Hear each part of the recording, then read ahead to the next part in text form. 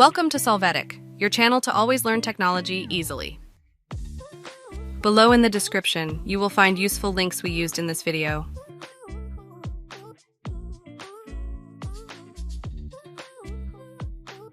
Today in Solvetic, we will see how to stop table jump next page word.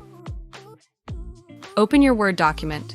You can see that when you write, the table will move as the line of text goes down to the next page. To avoid this, place the cursor in a cell and click on the top icon to select the entire table. After that, from the Table Layout menu, click on Properties. Now you will click on the button, Positioning. There, uncheck the box, Move with Text. Apply these changes.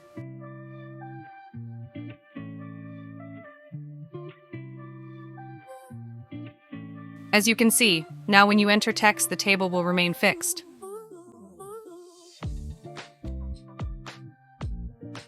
Hey, remember to subscribe Solvetic channel.